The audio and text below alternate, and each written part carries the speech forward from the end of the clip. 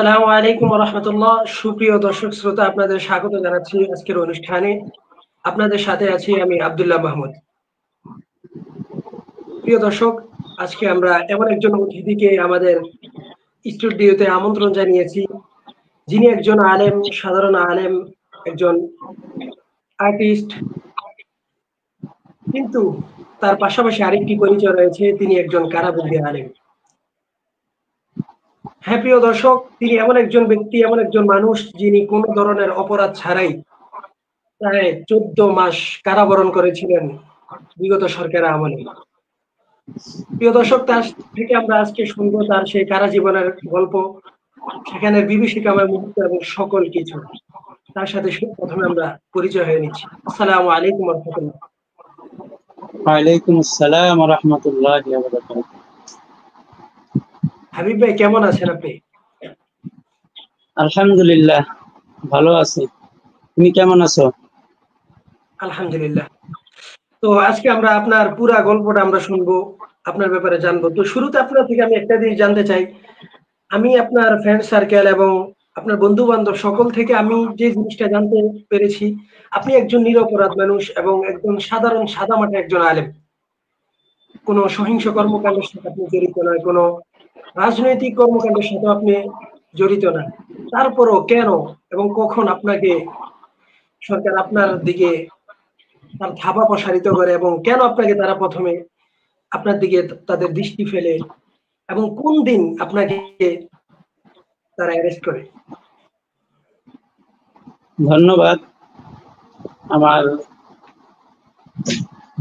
জীবনী জানার জন্য। আমি 28 মার্চ 21 তারিখ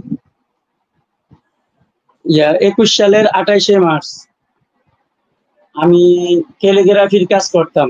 মানে আমার যাত্রাবাড়ি বড় মাদ্রাসায় পড়ালেখা, পাশাপাশি ওখানেই মানে একটা রুম নিয়ে আমি ক্যালিগ্রাফি কাজ করতাম। আমার রুম ছিল ধলাইপাড়। ওই সকালবেলা আমি 28 মার্চ সকালবেলা নাস্তা খাইতে বের হয়েছিলাম, ফজর নামাজ পড়া নাস্তা খাইতে বের হয়েছি। নাস্তা খায়া তারপরে আমি যাত্রাবাড়ি বড় মাদ্রাসার সামনে দিয়ে হাঁটতেছি আর কি। এই হাঁটার মানে খাল পার বড় মাদ্রাসার সামনে যে খাল আছে, খালের অপর পাশে ছিলাম, মানে পূর্ব পাশে ছিলাম আমি। ওখানে সবাই পরিচিত হিসাবে আসা যাওয়া আছে আর কি। পরে আমি ওই দোকান থেকে মানে পান খাওয়ার অভ্যাস ছিল, বিধায় একটা পান খেয়ে আমি রাস্তার খাল পারে যখন রাস্তার অপর পাশে আসলাম, তখনই মানে মেন রোড থেকে পুলিশ ওনারা আমাকে ডাক দিছে, বলছে যে হুজুর দাঁড়ান। আমি সাদা মনে স্বাভাবিকভাবে দাঁড়াইছি। পরে 3জন কিংবা 4জন মানে একেবারে অল্প বয়সের পুলিশ, ওরা মানে আমার থেকে মনে হয় বয়সে কম হবে, মানে ছোট হবে, বড় হবে না। বাকি যিনারা শোনা যাচ্ছে না, শোনা যায় না এখন?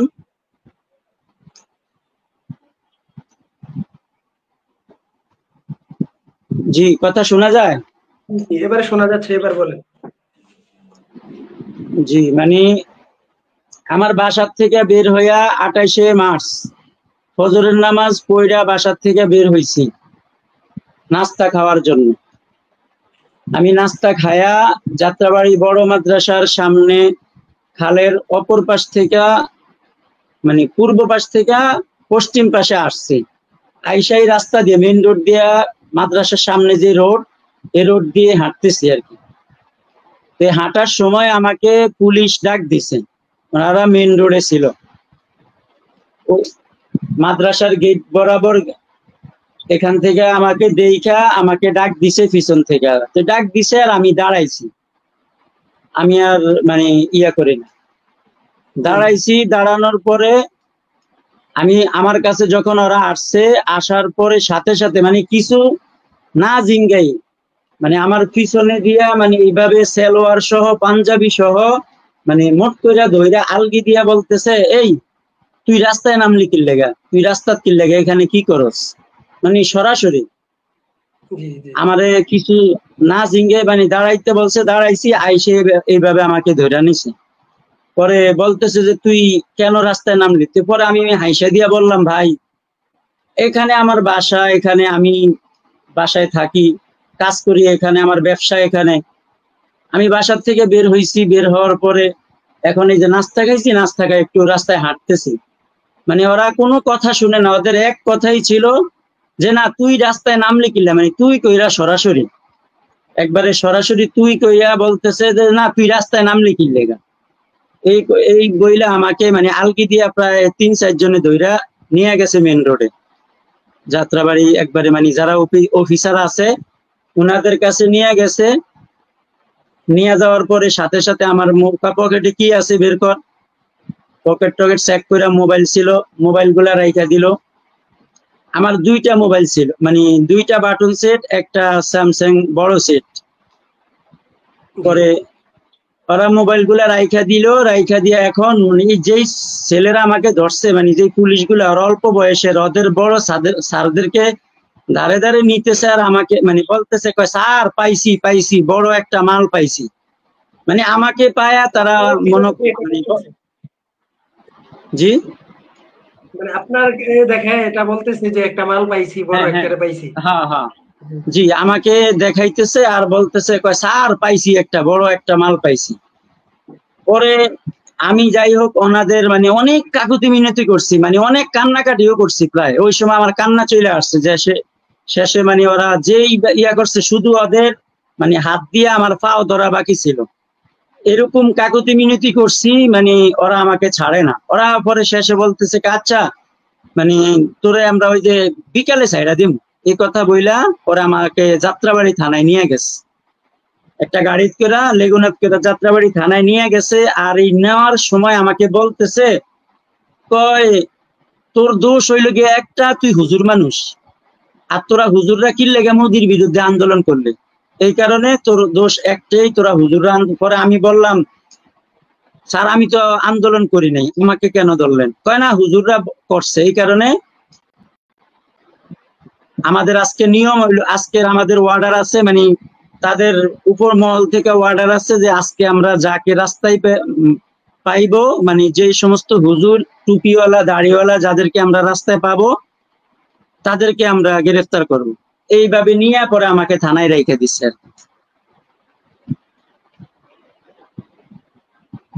আচ্ছা আচ্ছা, তাহলে আপনি একদম সাধারণ ভাবে হাঁটাচলা করছিলেন নাস্তার পরে, কিন্তু হঠাৎ আপনারা জি নিয়ে যায়। জি এখন নেওয়ার জি পর জি তারা প্রথমে আপনাকে, আপনারা কথা অনুযায়ী যাত্রাবাড়ি থানায় নেয়।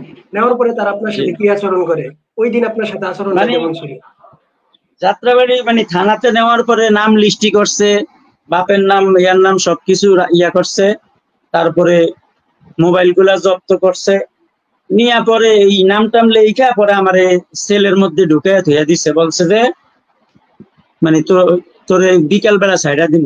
পরে যখন বেলা বাড়ছে, মানে বেলা বাড়তে বাড়তে বাড়তে বাড়তে বাকি ওই দিন আরো প্রায় সন্ধ্যা মানে রাত্র 9টা পর্যন্ত 30 জন, প্রায় 30 জনকে গ্রেফতার করে এই যাত্রাবাড়ি থানায় নিছে আমাদের সঙ্গে। ওরাও বেশিরভাগই মাদ্রাসার ছাত্র ছিল এবং কিছু ছিল হকার, যে আছে না মাদ্রাসার ছাত্র কিছু হকারগিরি করে, বিভিন্ন রাস্তায় এটা এটা বিক্রি করে, এরকম একটা কয়েকজন নিছে আর কি। তো পরে রাত্রে 9:30টার পরে মানে এর ভিতর থেকে যারা যারা মানে আমি তো আমার গার্ডিয়ানরে খবর দিতে পারি নাই, ওরা তো মোবাইল জব্দ করে লাইছে, এই কারণে তারপর ওই যে আমাদের সঙ্গে যারা ছিল এরা খবর পায়া পায়া মানে কেউ আইসা আইসা বিভিন্ন মাধ্যমে টাকা দিয়া হোক যেভাবে হোক, মানে আস্তে আস্তে যার যার গার্ডিয়ান আইসা আইসা ছুটে নিয়ে গেছে। শেষ পর্যন্ত আমরা 9 জন ছিলাম, একেবারে শেষ রাত্রে 9 জন ছিলাম। এই 9 জনের মধ্যে আবার 6 জনকে নিয়ে গেছে এই ডেমরা থানায়, যাত্রাবাড়ির পাশে যে ডেমরা থানা, ডেমরা থানা নিয়ে গেছে 6 জনকে, আর আমরা 3 জন যাত্রাবাড়ি থানার মধ্যে রাইখা দিছে আমাদের 3 জনকে। মানে এই 3 জনকে শুধু যাত্রাবাড়ি মাদ্রাসার সামনে থেকেই ধরছে, এই কারণে এই তিনজনকে যাত্রাবাড়িতে রাখছে। আমরা তিনজন, আমি ছিলাম, আরেকটা ছেলে ছিল একেবারে অল্প বয়সের, দাওরা হাদিস পড়তো ওই বছর যাত্রাবাড়ি বড় মাদ্রাসায়। আর আরেকটা ছেলে ছিল কুমিল্লা মানে ব্রাহ্মণবাড়ি আর কি, কসবা বাড়ি। ওই ছেলেটার সায়দাবাদ তার একটা মহিলা মাদ্রাসা ছিল, ওই ছেলেটা আসছে তার মাদ্রাসার বাজার করার জন্য, তার হাতে ব্যাগও ছিল। এই ব্যাগ অবস্থায় তাকে ধরে নিয়ে গেছে। এই মোট আমরা আমাদের তিনজনকে আর কি যাত্রাবাড়ির থেকে নিছে, এই কারণে তিনজনকে যাত্রাবাড়ি থানায় রাইখা দিছে, আর বাকি 6 জনকে নিয়ে গেছে এই ডেমরা থানায় আর কি। পরে আমরা এই 2 দিন ছিলাম আর কি যাত্রাবাড়ি। আমাদের জি বলেন বলেন বলেন। মানে আমরা যাত্রাবাড়ি থানায় 2 দিন ছিলাম আর কি। আমাদেরকে বাকি রাত্রে 10টার 9:30 কিংবা 10টার ভিতরে আমার ভাই আসছিল, ওই যে যারা নিয়ে মানে আসছে, যাদের গার্ডিয়ান বিভিন্ন মাধ্যমে নাম্বার দিয়া মানে খবর পাঠাইছে যে আমার ছোট ভাইটাকে একটু ফোন দিয়া বইলা দিয়েন যে এরম আপনার বড় ভাইকে যাত্রাবাড়ি থানায় আটকাইছে। এইভাবে খবর দিছি। পরে ছোট ভাই খবর পাইতে পাইতে মানে তারও তো একটা, সে ছোট, আমার বয়সে ছোট, যাই হোক সেও মানে একটা দোকান, ছোট একটা ব্যবসা করে, যাই হোক দোকান বন্ধ করে পরে খবর পায়া মানে তার পরিচিত কিছু মানুষ মানে নিয়ে আসছে আর কি। ওই সময় নিয়ে আইসা মানে চেষ্টা করছে আমাকে বের করার জন্য। বাকি ওনারা আমাকে যখন বের করছে সেলের থেকে, আমি অনেক খুশি হয়েছিলাম, মনে করলাম যে বের হইতে পারবো, ছোট ভাই আসছে। পরে ওরা আমাকে যখন তদন্ত বলতেছে, তদন্ত ডাইরেক্ট এসির সামনে নিয়ে গেছে। যাত্রাবাড়ি যে ওসি ছিল, ওই ওসি স্যারের কাছে নিয়ে গেছে। স্যারের কাছে যখন আমাকে নিয়ে গেছে, তখন আমাকে স্যারে জিজ্ঞাসা করলো। মাঝখান দিয়ে আরেকটু কথা বলি, ওই দিন মাগরিবের নামাজের পর, মানে যেদিন আমাদেরকে ধরছে মাগরিবের নামাজের পর, যাত্রাবাড়ি থানার যিনি ওসি ছিল পায়জামা পাঞ্জাবি পইরা মানে উনি আমাদের কাছে আসছে দেখা করার জন্য। উনি আমাদেরকে দেখা করার জন্য আইসা আমাদেরকে জিজ্ঞাসা করলো যে তোরা কেন আন্দোলন করলি বা রাস্তায় নামলি কেন। তো পরে আমরা তিনজনের শুনাইলাম, বললাম যে স্যার আসলে আমরা আন্দোলন করি না, সকালে আমরা আমি রাস্তায় নামছিলাম নাস্তা খাওয়ার জন্য, আমার বাসা ওখানে, আমার বাসার সামনে থেকেই ধরে নিয়ে আসছে। তো আচ্ছা তাহলে তো তোমাকে ছাইরা দেওয়া দরকার। এইভাবে তিনজনকে আমাদেরকে আশ্বাস দিয়া গেছে মাগরিবের পর। ওই স্যার ওসি স্যার আশ্বাস দিয়া গেছে যে ঠিক আছে তোমাদের তিনজনকে আমি ছাইরা দিমু, যারা মানে তদন্ত অফিসার তোমাদেরকে কেন আনছে বা কি আসে বিষয় আমি তোমাদেরকে 10 মিনিটের ভিতরে খবর পাঠাম। মানে এই বইলা যে গেছে, আর কোনো খবরও পাঠায় নাই। পরে ওই যে বললাম যে 10টার ভিতরে আমার ভাই আসছে, আসার পরে তখন বের করছে। বের করার পরে যখন বলছে যে অফিসারের সামনে নিয়ে যান, পরে স্যারের সামনে গেছি, যাওয়ার পরে কয় এরে ইয়া কর, মানে এরা ঢুকে দে, একবারে মামলা ভালো করে লিখে দে, মানে এইভাবে খুব করলো আর কি। এবং বলতেছে কয় মানে ওসি স্যার সাথে সাথে বলতেছে, আমারে দেখার সাথে সাথে বলতেছে ওরে না স্পটে, একবারে সরাসরি স্পটে দর্শাস তোরা, ওরে না একবারে মানে কি কয় এটা, মানে মিছিল মিটিং ভিতরে যে হামলা করে, মানে হামলা অবস্থায় আমাকে নাকি ধরছে। মানে ওই যিনি ওসি স্যার ছিল উনি এই কথা আমাকে দেখার সাথে সাথে বলতেছে, করে না ও একবারে নাশকতা অবস্থায় ধরছস। তো পরে মানে ওসি স্যারের কথা মানে শুইরা আমার হাসি আইসা পড়ছে ওখানে। আমি বললাম কি স্যার একটু আগে হ্যাঁ, কারণ স্যারে একটু আগে তারে ওনার আমাদের কথা বললাম, উনি আশ্বাস দিয়ে গেল, এখন আবার বলতেছে উল্টাটা। এই কারণে হাসি চলে আসছে। পরে আমার হাসি আসার কারণ আবার পাশের থেকে এক পুলিশে হাত উঠে বলতেছে ফাজিল হাসস কেন, এইভাবে বলছে। বলার পরে ওসি স্যারের সামনে থেকে কারে লইয়া যাও, ওই যে তদন্ত স্যারের কাছে নিয়ে যা, দেখ তদন্ত স্যারে কি বলে। পরে এই তদন্ত স্যারের কাছে আমার ছোট ভাই, তারপরে ছোট ভাই যাদেরকে নিয়ে গেছে, মানে ওই সময়ের মনে হয় আমার ছোট ভাই মানে আওয়ামী লীগের মনে হয় মানে ভাইয়ের ছোট ভাইয়ের পরিচিত আর কি, আওয়ামী লীগের এক নেত্রীকে নিয়ে গেছিল সম্ভবত আর কি। যাই হোক মানে দেখলাম পুলিশরা ওই মানে ম্যাডামকে মানে মহিলাকে ম্যাডাম ডাকতেছি, ঠিক আছে। মানে আমাকে যখন ওনাদের সামনে হাজির করছে, তখন তদন্ত অফিসারের কাছে নেওয়ার পরে মানে ডাহা মিথ্যা কথা বলতেছে, কয় ম্যাডাম এরে ছাড়ন যাইবো না, এ অনেক বড় মানে বিভিন্ন জঙ্গি সংগঠনের লগে সংযোগ আছে, এই বিভিন্ন কার্যকলাপ করে, এর মোবাইলে অনেক কিছু পাওয়া গেছে, মানে অনেক কিছু বানায়া সাথে সাথে মানে ম্যাডাম র ইয়া করে কয় না, না ম্যাডাম উনাকে ছাড়া যাবো না, মানে অনেক খারাপ, মানে আমি নাকি অনেক খারাপ, আমি বিভিন্ন জঙ্গি সংগঠনের লাগে জড়িত, এরকম বইলা মানে সাথে সাথে পরে আমাকে আবার ভিতরে ঢুকিয়ে দিছে, সেলের মধ্যে ঢুকিয়ে দিছে। পরে মানে কানলাম আর কি। ছোট ভাই চলে আসলো, পরের দিন ছোট ভাই আসছে সকালে, আইসা জামা কাপড় দিয়ে গেল, এই আর কি। পরে 2 দিন আমাদেরকে ওখানে রাখছে, পরে 2 দিন পরে তৃতীয় দিন মনে হয় আমাদেরকে কোর্টে নিয়ে গেছে, আমাদেরকে বলছে যে আচ্ছা কোর্টে কাঠগড়ায় উঠাবেন, কিন্তু তারপরে আচ্ছা, উঠায়নি, এই আর কি। এখানে আমি আপনার থেকে জানতে চাই, আপনি মোট কতদিন কারাগারে ছিলেন এবং আপনাকে যাত্রাবাড়ি থেকে পরে কোন কোন জায়গায় আপনাকে নেওয়া হয়েছিল, মোট কয়টা জায়গা এবং কোন কোন জায়গায়? জি, যাত্রাবাড়ি থেকে ওই যে বললাম যে তৃতীয় দিন আমাদেরকে সকালবেলা কোর্টে নিয়ে গেছে, এই জি এই সদরঘাটের এদিকে যে ইয়া আছে, কি যে কয় ম্যাজিস্ট্রেট কোর্ট, এই কোর্টের মধ্যে জি নিয়ে আমাদেরকে গারদের মধ্যে ফালাইয়া রাখছে, কোর্টে উঠায় নাই, কাঠগড়ায় আমাদেরকে বিচারকের সামনে উঠায় নাই। এই যে আমরা ওদিন তো উঠায় নাই, প্রথম দিন ছিল বিদায়, মনে করলাম যে উঠাইবো আমাদেরকে, উঠায় নাই, প্রায় 3-4 ঘন্টা মনে হয় ওই গারদের মধ্যেই ছিলাম। পরে দুপুরের দিকে আমাদেরকে গারদের থেকে বের কইরা আবার ওই প্রিজন ভ্যানের মধ্যে উঠাইয়া আমাদেরকে সরাসরি নিয়ে গেছে কেরানীগঞ্জ, কেরানীগঞ্জ জেলা কারাগারে আমাদেরকে নিয়ে গেছে আর কি। ওখানে নিয়ে যাওয়ার পরে তো মানে দেখলাম আরো মানে অনেক কাহিনী, কারণ আমরা তো আর এগুলা অভ্যস্ত না, বা দেখিও না শুনিও না। আমাদেরকে নিয়ে যাওয়ার পরে জেলখানার এই কারাগারের মানে জেল গেটের মধ্যে আমাদেরকে মানে প্রথমে নিয়ে দাঁড় করানোর পরে সিরিয়ালে বসতে হয়। আমরা বাথরুমে যেরকম যেইভাবে বসি 2 পাও ইয়া করে, ঠিক এইভাবে আমাদের মানে হাত 2টা সামনে দিয়া বসতে হয় এই জেলের মধ্যে। এই যে আমাদের যত মুরব্বী আলেমরা ধরা খাইছে, এই সবাইকে এইভাবে তারা মানে জেলখানার সামনে এই এইভাবে বসাইছে, বাধ্য করছে সবাইরে।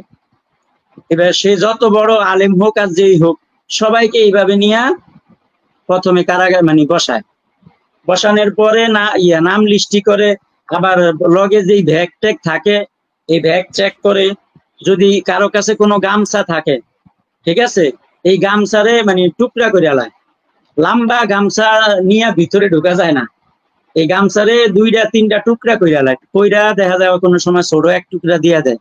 তারপরে সেলোয়ার আছে না, আমরা যে সেলোয়ার পরি, সেলোয়ারের যে পিতা থাকে এই পিতাটা খুইলা রাইখা দেয়, ঠিক আছে, মানে লম্বা রশি জাতীয় কোনো জিনিস মানে ভিতরে নিয়ে ঢুকতে দেয় না আর কি।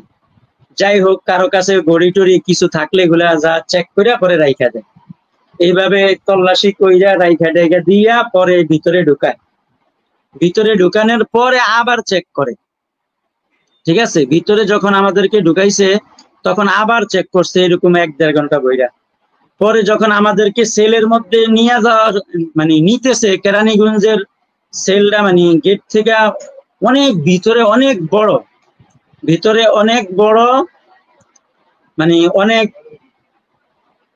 বিশাল বড় মাঠ। তো যখন আমরা ঢুকছি, ভিতরে ঢুকেই দেখি যে সাধারণ আসামিরা ভিতরে খেলাধুলা করতেছে। তো পরে আমরা 3 জন ছিলাম, তো 3 জনই হুজুর, ওই যে বললাম যে আমার সঙ্গে আমরা যে 3 জনকে যাত্রাবাড়ি থেকে ধরছে আর কি, তা আমাদেরকে যখন নিয়ে যাইতেছে তখন দূরের থেকে কিছু আসামি আমাদেরকে দেখার সাথে সাথে টিটকারি করতেছে, মানে বলতেছে আইসে কওমি জননী হেফাজত, মানে এরকম তারা মানে মিছিল উঠাইতেছে, আমাদেরকে দেখার সাথে সাথে তারা টিটকারি মূলক মিছিল উঠাইতেছে দেখা, এই আর কি। পরে আমাদেরকে ভিতরে নিয়ে গেল কোয়ারেন্টাইন নামে, মানে ছোট্ট একটা সেলের মধ্যে আমাদেরকে নিয়ে রাখছে কেরানীগঞ্জ। পরে ওই সেলের মধ্যে ছিলাম মানে নিচতলায়, প্রত্যেকটা বিল্ডিং এর নিচতলায় আর কি। জীবনে এত মশার কামড় খাই নাই, মানে জেলখানায় যা মশার কামড় খাইছি, মশা মানে এইভাবে মানে ফিফরার মতো মারণ লাগতো, এত মশা। মানে মশার জন্য রাত্রে আমরা ঘুমাইতে পারতাম না, সারা রাত্র দেখা যায় বৈশা বৈশা আমরা ইয়া করতাম, কিন্তু মশা যা ঘুমাইতে পারতাম না। এইভাবে আর কি আমাদেরকে কেরানীগঞ্জের থেকে পরে কয়েকদিন পরে মনে হয় আমাদেরকে নিয়ে গেছে কাশিমপুর, মানে Gazipur Kashimpur high security 4 number jail. ঠিক আছে, ওখানে গাজীপুরে 4টা জেল আছে, তার মধ্যে 1, 2 আর 4 এই 3টা জেল হইলো গিয়া পুরুষদের, আর 3 নাম্বার জেল হইলো গিয়া মহিলাদের। তো আমাদেরকে রাখছে হইলো গিয়া হাই সিকিউরিটি 4 নাম্বার জেল। এটা আমরা ওখানে যাওয়ার পরে শুনছি যে আমাদের পুরা এশিয়া উপমহাদেশের মধ্যে নাকি সবচেয়ে খারাপ জেল হিসাবে পরিচিত আর কি। ওই জেলের মধ্যে আমাদের সমস্ত আলেমদেরকে রাখছে আর কি, যারা আমরা আলেম ওলামা, আমাদের বড় বড় আলেমরা যারা ধরা খাইছে সবাইরে ওখানেই নিয়ে রাখছে। ওই জেলের মধ্যে সেম কাহিনী, জেল গেটে যাওয়ার পরেই ওইভাবে 2 হাঁটু উঠায় আমাদের এইভাবে বসতে হয়। বসার পরে সবার ব্যাগ ট্যাগ চেক করে, চেক করে পরে আবার ভিতরে ঢুকায়, ঢুকানোর পরে আবার ভিতরে যায় চেক, এই চেক করে পরে আবার ভিতরেও এখানেও সেম কাহিনী। মানে ছোট্ট একটা সেলের মধ্যে নিচতলায় মানে কেউ থাকে না, আমাদেরকে এমন রুমে রাখছে যে আমার মনে হয় যে আমাদেরকে দেওয়ার আগে ওখানে কোনো আসামি ছিল না, এই আমরাই মনে হয় প্রথম। মানে ময়লা আবর্জনা, এত ময়লা আবর্জনা ছিল যে মানে কোনো বসার মতো না। কি করব, পরে আমাদেরকে এখানে নিয়ে ভিতরে ঢুকায় রাখছে, ছিলাম 3 জনে ওখানে। পরে নিজেরা পয় পরিষ্কার করলাম, কইরা এখানে নিজের মতো, মানে কিছুই পাওয়া যায় না, পানি নাই, পেলে মানে অনেক কষ্ট ছিল আর কি। এইভাবে আমাদেরকে নিয়ে ওখানে 14 দিন রাখতো। 14 দিন পরে মানে কোয়ারেন্টাইন বলতো যে 14 দিন, বাকি 14 দিনের নাম করে আমাদেরকে এখানেই ফালাইয়া রাখছে। ঠিক আছে, নিচতলাই ফালাইয়া রাখছে, আমাদেরকে আর কোথায় ইয়া করে না। পরে কিছুদিন পরে আমাদের তারপর এই যে এক জেল থেকে আরেক জেলে নেওয়ার পরে যেদিন নেয়, পরের দিন সকালে ফজরের নামাজের পর আবার এই রুম থেকে ডাইকা ডাইকা সবাইরে ওখানে নিয়ে যায় একটা মানে কেস টেবিল, এটাকে কেস টেবিল বলা হয়। মানে যত আসামি এই জেলে আসছে এদের নাম ঠিকানা এবং কি জন্য আসছে সবগুলো সুযোগ সুবিধা জিজ্ঞাসা করে, যে আপনাদের কোনো সমস্যা হয় কিনা বা কি আসয় বিষয়, এগুলা জিজ্ঞাসা করে আর কি। তো দেখা যায় আমরা যদি কোনো সুযোগ সুবিধার কথা বলি বা ওই আশ্বাস দেন, বাকি আমাদেরকে কোনো সুযোগ সুবিধা দেয় নাই। এইভাবে পরের দিন কেস টেবিলে বসার পরে আমাদেরকে মানে বিভিন্ন রুমে রুমে ভাগ করে দিছে। বাকি আমরা যে 3 জনের কথা বলতেছি, হ্যাঁ, যাত্রাবাড়ি থেকে 28শে মার্চ ধরা খাইছি, এই আমরা 3 জন মোটামুটি 1 মাসের মতো সাধারণ কয়েদিদের মতো ছিলাম আর কি, সাধারণ আসামিদের মতো ছিলাম। আমাদেরকে মানে সাধারণ আসামিদের লগে ভাগ করে দিছে, এক একজনকে এক এক বিল্ডিং এ ভাগ করে দিছে। ঠিক আছে, পরে এইভাবে মোটামুটি 1 মাসের মতো ছিলাম আমি ওই কাশিমপুর কারাগারে। এই একটা বিল্ডিং ছিল নাম গাজী বিল্ডিং, ওই বিল্ডিং এর 5 তলায় মনে আমাদেরকে রাখছিল সাধারণ একটা মানে সাধারণ আসামিদের সঙ্গে।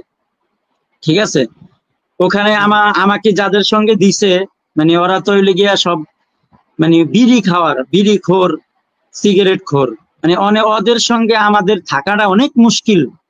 বিশ্বাস করবা না, হাকিস বিড়ি মানে যেগুলা আমরা এই সমস্ত বিড়ি মানে একটার পর একটা খায়, মানে খুব কষ্ট হয়ে গেছে আর কি ওনাদের সঙ্গে। পরে আস্তে আস্তে মানে বুঝে তারপর মানে ওরা তো আসামি, আমরাও আসামি। বাকি ওখানে আমাদেরকে নেওয়ার পর ওই যে সাধারণ আসামিদের সঙ্গে নেওয়ার পরে ওরা কিন্তু আমরা হুজুর হিসাবে আমাদেরকে অনেকটা সম্মান করছে। এবং আমি যে বিল্ডিং এ ছিলাম ওখানে আমাকে সবাই আইসা দেখা করছে, জিজ্ঞাসা করছে। এই দেখা করার পরে সবাই ওস্তাদ জি বলতো আমাকে, সবাই খুব সম্মান করতো, বলতো ঘরে সবাই অফার দিছে, হুজুর আমরা তো এই জেলখানায় যারা আছি এখানে আসামি আছে, এরা কেউ আমরা কোরআন শরীফ পড়তে পারি না, আপনি আমাদেরকে এই প্রতিদিন একটু একটু মানে চেষ্টা করেন, আমাদের কোরআন শরীফ শিখবো আমরা। তো আমি হ্যাঁ ঠিক আছে, সমস্যা নেই। তো এইভাবে মোটামুটি আমি প্রতিদিন সকালবেলা বা দুপুরবেলা একটা টাইম মানে সকালবেলায় আর কি, সকালে সেল খোলার পরে আর কি ইয়া করতাম। কারণ সেল তো একটা নির্দিষ্ট টাইম, সকালে ধরো ফজরের নামাজের 1-1.5 ঘন্টা পরে খুইলা দেয়, পরে বিকাল আবার মাগরিবের নামাজের 1-1.5 ঘন্টা আগে সবাই লকআপের মধ্যে ঢুকায় আবার তালা আটকে এলায়, ঠিক আছে। এইভাবে মোটামুটি রমজান 5 রমজান না 6 রমজান পর্যন্ত মোটামুটি ছিলাম আর কি, ঠিক আছে। এই রমজানে মোট কথা রমজানের অর্ধেক এই কাশিমপুর কারাগারে মোটামুটি আর মানে একটু স্বস্তিতে ছিলাম, ওই যে ঘুরতে পারছি বা সবার লগে কথাবার্তা বলতে পারছি, ঠিক আছে। এবং ইয়াতে কি বলে আমাদেরকে ওই যে প্রতি সপ্তাহে 10 দিন যে ইয়া 1 সপ্তাহ পরে 10 মিনিট করে একটা নাম্বারে ফ্যামিলির সঙ্গে যোগাযোগ করার সুযোগ দেয়। তো আমি এই পুরা 14 মাসের মধ্যে প্রথম এই যে 1 মাস ছিলাম, মানে আমাদের বড় আলেমরা ধরা খাওয়ার আগ পর্যন্ত আমরা মানে স্বাভাবিকই ছিলাম। বাকি যখন এই মামুন সাহেব আমাদের বড় বড় ওলামায়ে কেরামরা ধরা খাওয়া শুরু হইলো, ঠিক আছে, তখনই আমাদের উপরে মানে এই ওখান থেকে আমাদেরকে পরে এই রমজানের ভিতরেই হঠাৎ করে আমাদেরকে মানে নাম ডাইকা নিয়ে আসলো। আমরা মনে করলাম নাম ডাকতেছে, মনে করলাম জামিন হয়েছে, খুব খুশি হয়েছি।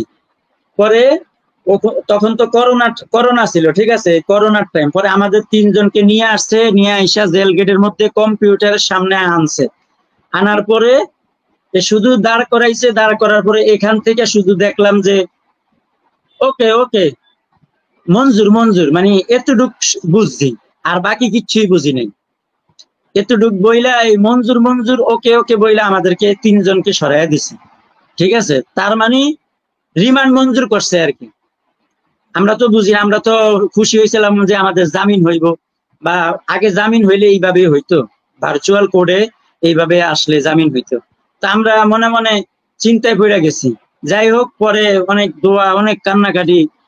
পরের দিন দুপুরবেলা আবার নাম ডাকতেছে, পরে নাম ডাকলো, আসলাম, বলতেছে যে আপনাদেরকে যাত্রাবাড়ি থানা থেকে নিতে আসতে, আপনাদের রিমান্ড মঞ্জুর, এই আর কি। পরে ওখান থেকে চলে আসলাম, এবং আসার সময় ওই সাধারণ যারা আসামিরা ছিল, আমরা এই এতদিন যে যাদের সঙ্গে ছিলাম, অনেক কান্নাকাটি করছে ওরা, বুঝছো, মানে অনেক কান্নাকাটি করছে এবং আমাকে সান্ত্বনা দিছে।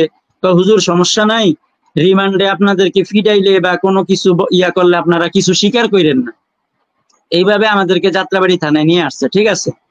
ওনার রিমান্ডে আনার পরে আমাদেরকে বিশেষ করে ভয় দেখাইতো যে দেখ তোরা, মানে কেউ আপনি করে কেউ কথা বলে না বেশি, মানে সবাই আমাদেরকে তুই করেই বলছে। দেখ তোরা মানে রিমান্ডে বিচারকের সামনে তোদেরকে কালকে দাঁড়া করামু, তোরা শুধু বলবি যে স্যার আমরা মামুনুল হক সাহেবের বক্তব্যে উদ্বুদ্ধ হইয়া রাস্তায় নামছি, আমাদেরকে মাফ করে দেন। শুধু এতটুক তোরা বিচারকের সামনে কি করবি, স্বীকার করবি। মানে আমাদেরকে রিমান্ডে এইভাবে কি করছে, ভয় দেখাইছে। তো এইভাবে আমাদেরকে 3 দিন। জি বুঝি নাই। আপনাদেরকে এই কথা শিখিয়ে দিচ্ছে যে আল্লামা মামুনুল হকের বিরুদ্ধে আপনারা সাক্ষী দিবেন। হ্যাঁ হ্যাঁ, মানে আমাদেরকে শিখাইয়া দিতেছে যে তোরা বলবি যে মানে বিচারকের সামনে ওরাই বলতে যে স্যার আমরা মামুনুল হক সাহেবের বক্তব্য শুই না, আমরা রাস্তায় নামছি, আমাদের ভুল হয়ে গেছে, আমাদেরকে মাফ করে দেন। এতটুক বলার জন্য আমাদেরকে অনেক ইয়া করছে আর কি। দেখ যদি এটা তোরা স্বীকার না করস তাহলে তোরা সারা জীবন জেলে পুচ্চা মরবি, এই করবি, মানে অনেক ভয় দেখাইতে এইভাবে, ঠিক আছে। এইভাবে আর কি আমাদেরকে মোটামুটি 3 দিন ছিলাম যাত্রাবাড়ি। এই 3 দিন থাকার পরে এই প্রথম 1 মামলা, এটা আমি জানি যে আমাদের একটা মামলা, ঠিক আছে, হেফাজতের বা মোদি বিরোধী আন্দোলনের নাম দিয়ে আমাদেরকে একটা মামলা দিয়ে ঢুকাইছে। পরে 3 দিন পরে আবার আমাদেরকে কোর্টে নিছে, কোর্টে নিয়ে 5-6 ঘন্টা গারতের মধ্যে ফালাইয়া দিয়া রাইখা দিয়া, পরে আবার বিকেল বেলা আমাদেরকে উঠাইয়া এই কেরানীগঞ্জে নিয়ে গেছে, ঠিক আছে। ওই সেম কেরানীগঞ্জে নেওয়ার পরে ওই যে আবার নেওয়ার পরে এইভাবে বসায় আছে এক করতো, হ্যাঁ, একবারে খুব হেনস্থা আর কি, কষ্ট, অনেক কষ্ট হয় আর কি। এইভাবে নিয়ে যাওয়ার পরে ভিতরে ঢুকে আবার ওই রুমের মধ্যে ফালাইয়া রাখছে। পরে আবার 1 সপ্তাহ পরে আবার কাশিমপুর কারা হঠাৎ করে নাম ডাক্কা আপনাদের কাশিমপুর চালান হয়ে গেছে, চলেন। এইভাবে আবার নাম ডাক্কা কাশিমপুর কারাগারে নিয়ে যাইতো। ঠিক আছে, এইভাবে মোটামুটি 2 মাস, হয় 2 মাসের কম না, 2 মাসের মতো মোটামুটি একবার এই জেলে, একবার এই জেলে, একবার কাশিমপুর কারাগারে, একবার কেরানীগঞ্জ কারাগারে।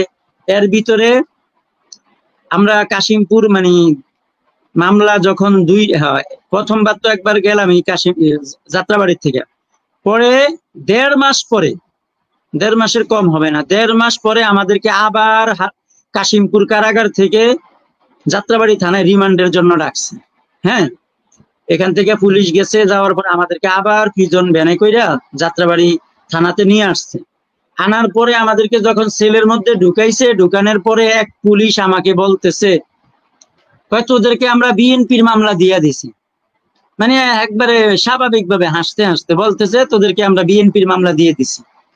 তো পরে আমি বললাম, আমরা তো বিএনপি করি না, আপনি কেন আমাদেরকে বিএনপির মামলা দিচ্ছেন? পরে বলতেছে, স্বাভাবিকভাবে বলতেছে, কয় দেখেন আমরা অনেক, ওই যে বিএনপির নামে অনেক গায়েবী মামলা হয়, তো অনেক ধরনের অনেক মামলা হয়, মামলা হইলে আমরা আসামি না পাইলে যারা সামনে থাকে বা লিস্টির মধ্যে থাকে এদেরকে আমরা কি করি, ওই মামলাতে ঢুকিয়ে দিই। মানে পরে জানতে পারলাম বিএনপির এই নিপুণ রায় যে আছে কেরানীগঞ্জের, এই নিপুণ রায়ের হুকুমের আসামি হিসাবে আমাদেরকে, আমরা 3 জন যারা যাত্রাবাড়িতে ছিলাম, আমরা 3 জনকে বিএনপির হুকুমের মানে নিপুণ রায়ের হুকুমের আসামি হিসাবে আমাদেরকে 3 জনকে আসামি বানাইছে। কে নিপুণ রায়, নামও শুনি না আগে পরে। আপনি কি কখনো নিপুণ রায়কে দেখছেন বা তার সাথে আপনার কখনো কথা হয়েছে জীবনে? না, বললামই তো, মানে নিপুণ রায় এই সর্বপ্রথম নাম শুনলাম, এবং কে নিপুণ রায় তার চেহারাও, মানে সে হিন্দু না মুসলমান, সে ছেলে না মেয়ে তাও কইতে পারবো না। ঠিক আছে, মানে চিনিই না, জানিই না। আমাদেরকে নিপুণ রায়ের হুকুমদাতা হিসাবে দিচ্ছে আর কি। আমরা যারা যাত্রাবাড়িতে 3 জন আমাদেরকে ধরছে আর কি। পরে ওখানে এই রিমান্ডে, তারপরে ওখানে 3 দিন রাখছে আর কি আমাদেরকে। আচ্ছা, আমি আপনাকে একটা প্রশ্ন করতে চাই এখন, একটা ছোট্ট একটা প্রশ্ন। এই যে আপনি এতদিন কারাগারে ছিলেন, পুরো সময়টায় একজন আলেম হিসেবে আপনাদের সাথে পুলিশের আচরণটা কেমন ছিল বা কর্মকর্তাদের আচরণ কেমন ছিল? পুলিশ, বললাম না, পুলিশ তো যে আচরণ করছে এটা কোনো মানুষের আচরণ হয় না। আমি বললাম না, আমারে যেদিন ধরছে, যেই পুলিশগুলো আমাকে ধরছে, আমি একের 100% শিওর ওরা আমার বয়সে কম না 2 থেকে 3 বছরের ছোট হবে, কারণ চেহারা দেখলেই বোঝা যায় তার বয়সটা কিরকম।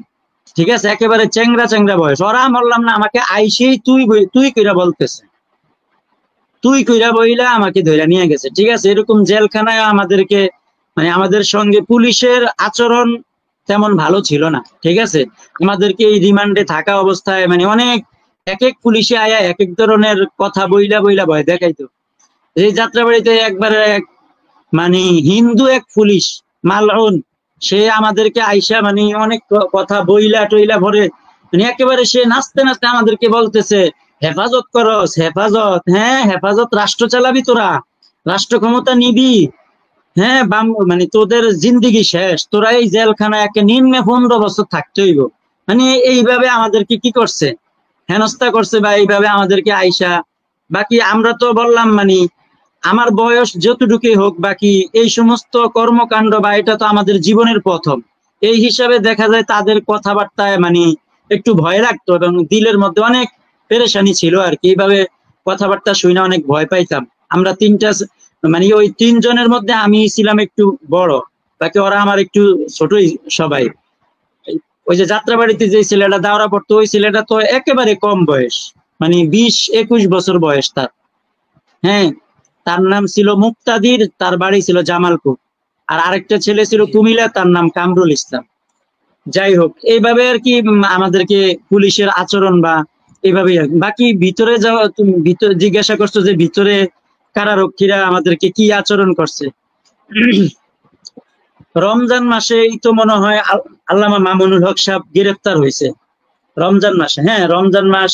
মামুনুল হক সাহেব, মুফতি সাকাত হোসেন সাহেব, তারপরে মুফতি ইলিয়াস হামিদি, মানে ওনারা এরকম বড়রা যখন ধরা খাইলো, পরে আমাদেরকে যাত্রাবাড়ি রিমান্ড শেষ করে যখন ইয়াতে নিয়ে গেছে, কেরানীগঞ্জে নিয়ে গেছে, পরে হঠাৎ করে দেখি মুফতি ইলিয়াস হামিদি এক রুমে। আমি দেখে চিনা লাইছি। মুফতি ইলিয়াস হামিদি সাহেবের বাড়ি হইলো আমাদের চাঁদপুর পুরান বাজার, এই নতুন বাজার, সরি নতুন বাজার। হুজুরে থাকে হইলো গিয়া ঢাকা ধানমন্ডি, হুজুরের শঙ্কর, ওখানে হুজুরের মাদ্রাসা আছে, ও মাদ্রাসা। পরে হুজুরের সঙ্গে মানে হুজুরের দেখা পরে ওই আসামিরে বইলা আমাদেরকে ওই হুজুরের রুমে, মানে মুফতি ইলিয়াস হামিদি সাহেবের রুমে দিয়া দিল আর কি। এরপরে আমরা হুজুরের সঙ্গে ছিলাম, কথাবার্তা বললাম। তো হুজুরের সঙ্গে মানে হুজুরকে অনেক কষ্ট দিছে। মুফতি ইলিয়াস হামিদি সাহেবের কথা শুই না আমরা জেলখানায় কাঁদছি, এবং যে শুনছে সেই কাঁদছে।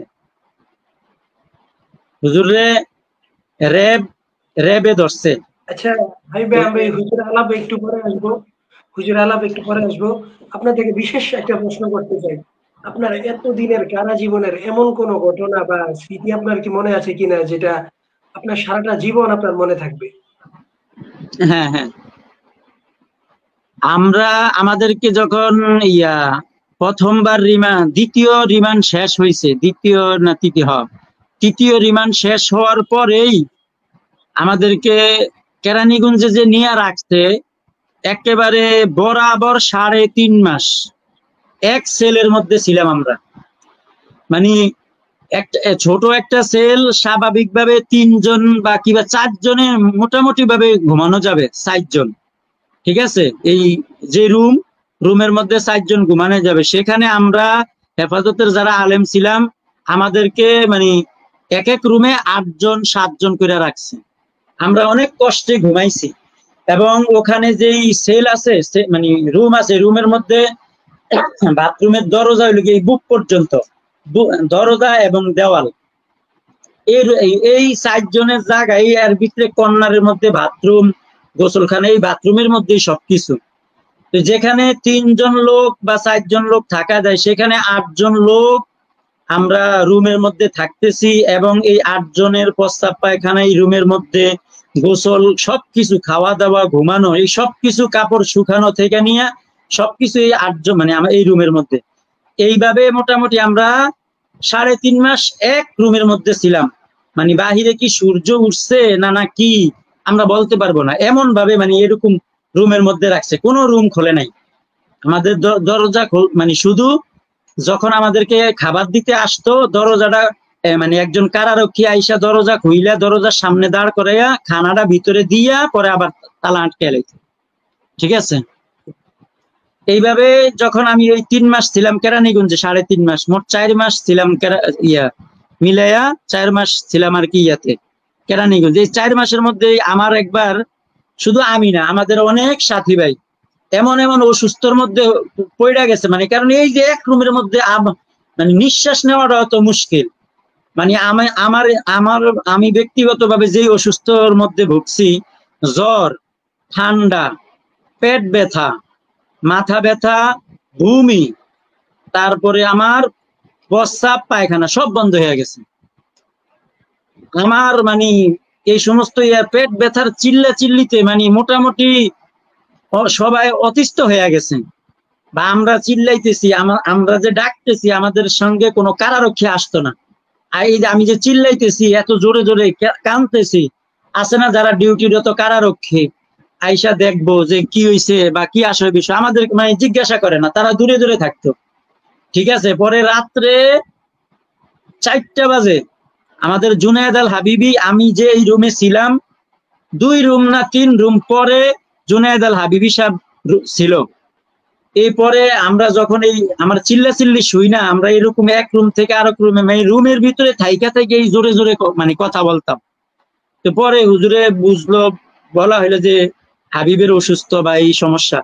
পরে জুনায়েদ আল হাবিবি সাহেব রাত্রে 3টা 3:30 বাজে অনেক জোরে জোরে চিল্লানোর পরে যখন কারারক্ষী আসছে এবং জুনায়েদ আল হাবিবি সাহেবের সঙ্গে আরো সবাই অনেক জোরে জোরে চিল্লাইছে, তারপরে বলতেছে যে আমাদের এই উনাকে এখন এই মুহূর্তে ডাক্তারের দ্বারা নিতে হবে। এরপরে হুজুরের চিল্লাচিল্লি বা সবার বলার কারণে বলার পরে আমাকে এই রাত্রে 4টা বাজে সেল থেকে বের করছে, বের করে হুইল চেয়ার আনছে, হুইল চেয়ারে আমাকে হাসপাতালে নিয়ে গেছে, কারাগারের হাসপাতাল, মানে কারাগারের ভিতরেই হাসপাতাল। পরে ওখানে হাসপাতালে নেওয়ার পরে যে ডাক্তার আছে, ডাক্তারকে বলছে, আমার লেবাস দিকেই বলছে, পরে ওই যে নিয়ে গেছে বলতেছে হেফাজত, মানে হেফাজত শুই না, উনি মানে মনে হয় যে আমি অনেক বড় সন্ত্রাস বা কিছু বা ডাকাত, উনাকে মাইরালাম বা হেফাজত, মানে ওনারা হেফাজতটা নাম শোনা মাত্রই মানে এত আতঙ্ক তাদের ভিতরে কাজ করতো যে হেফাজত মানে আতঙ্ক। পরে যাই হোক, বলতেছে ওরে বেশিক্ষণ হাসপাতালে রাখা যাইব না।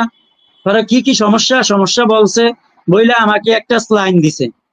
হ্যাঁ, এই স্যালাইনটা শেষ হইতে যতটুক সময় নিছে 2 থেকে 3 ঘন্টা, স্যালাইনটা শেষ, আমাকে তাড়াতাড়ি আবার বের করে দিছে। ফের বেশি রাখা যাইব না, তাড়াতাড়ি আবার এই স্যালাইনটা শেষ হওয়ার সাথে সাথে আবার আমরা কি করছে, সেলের মধ্যে না মানে ঢুকে থইয়া দিছে। যাই হোক, এই স্যালাইন দেওয়ার পরে মানে এই যে কষ্টটা, এটা তো জীবনে ভোলার মতো না, ঠিক আছে। এবং এই 3 মাস যে ইয়াতে ছিলাম, মানে আমাদেরকে আটকায় রাখছে এক রুমের মধ্যে, হ্যাঁ আবদ্ধ ছিলাম। এর ভিতরে এই 3 মাসের মধ্যে আমার গার্ডিয়ান, মানে আমার ছোট ভাইও কইতে পারবো না যে আমি কি বাইসা আছি না মইরা গেছি। মানে এটা আসলে অনেক কষ্টের বিষয় ছিল। জি, আচ্ছা হাবিব ভাই, আপনাকে এমন একটা সময়ে গ্রেফতার করা হয়েছিল যখন সারা বাংলাদেশে একটা ধরপাকড় আন্দোলন শুরু হয়েছিল, বড় বড় আলেমদেরকে ধরপাকড় করা হয়েছে। এই সময়টা কোন আলেমদের সাথে আপনি কারাগারে তাদের সাথে দেখা হয়েছে, বা কোন আলেমদেরকে আপনি কারাগারে দেখেছিলেন? হ্যাঁ, আমি মাঝখান দিয়ে আরেকটা ঘটনা একটু বলি। হ্যাঁ, এই অল্প একটু মানে অনেক, ওই যে আমরা 3টা ছেলে ছিলাম, কামরুল যেই ছেলেটা কসবা, হ্যাঁ তার একটা ছোট ভাই যাত্রাবাড়ি বাইতুন নূর মাদ্রাসায় পড়ালেখা করতো, ঠিক আছে। আমাদেরকে যখন রিমান্ডে আনছে, আনার পরে যেই আমাদের যেই পুলিশ অফিসার, উনি বলছে যে তোমাদের গার্ডিয়ানকে খবর দাও, মানে তোমাদের কোনো কিছুর প্রয়োজন হইলে এখান থেকে নিয়ে নাও, ঠিক আছে। এইভাবে বলছে। বলার পরে ওই যে কামরুল ইসলাম যেই ছেলেটা, তার ছোট ভাই, মানে কামরুল, তারা 3 ভাই, বড় ভাই কামরুল ইসলাম হইল 2 নম্বর, আর ছোট ভাইটা হইল বাইতুন নূর মাদ্রাসায় সরেজামি পড়ে। তো ওই ছোট ভাই গার্ডিয়ান হিসাবে মানে ইয়াতে জেলখানায় তার সঙ্গে দেখা করতে আসছে, ঠিক আছে। এই সকালবেলা দেখা করতে আসছে, আসার পরে সে আমাদের সঙ্গে, আমরা তো ভিতরে ছেলে আর ওইল গিয়া ছেলের বাহিরে, তো ওখানে আমাদের মানে সে আমাদের সঙ্গে কথা বলতেছে। এর ভিতরে এই সেলের সামনে আসার আগে আবার একজন পুলিশ আছে, দারোয়ান, ওখানে একটা মানে দারোয়ান আছে, ওই দারোয়ান পুলিশ মানে ঢুকতে দিছে বিদায় সে আয়সা আমাদের সঙ্গে কথা বলতেছে। হ্যাঁ, এর ভিতরেই যাত্রাবাড়ি এবং ডেমরা থানার 2 থানার এসি ছিল তখনকার এসি, তার নাম ছিল এসি রাকিব। তার নামটা ঠিকই মুসলমান, কিন্তু তার সমস্ত কর্মকাণ্ড ছিল একেবারে মানে ইয়াহুদিদের চেয়েও খারাপ ছিল। সে ভারতের হয়ে কাজ করতো, অনেক মানে সে ভারতের দালাল ছিল। যাই হোক, সে সিঁড়ি দিয়ে উঠতেছে, আর এই ছেলেটাকে দেখা বলতেছে এখানে কেন, ওকে ধর। এইভাবে মানে ধর করার সাথে সাথে মনে হয় 4-5 জন পুলিশ আইসা ওই কামরুলের ভাইকে ধইরা লাইলো। আমরা ভিতর থেকে 3 জন, মানে আমি এবং কামরুল, ওই মুক্তাদির 3 জনে চিল্লাইতেছি স্যার সে গার্ডিয়ান হিসাবে দেখা করতে আসছে, এবং এইভাবে আমরা চিল্লাইতেছি, কে শুনে কার কথা। পরে ওরে আটকে লাইলো, আটকে কি করছে, অন্য সেলের মধ্যে ঢুকাইয়া লাইছে, ঢুকাইয়া ওরে রাইখা দিল, ঠিক আছে।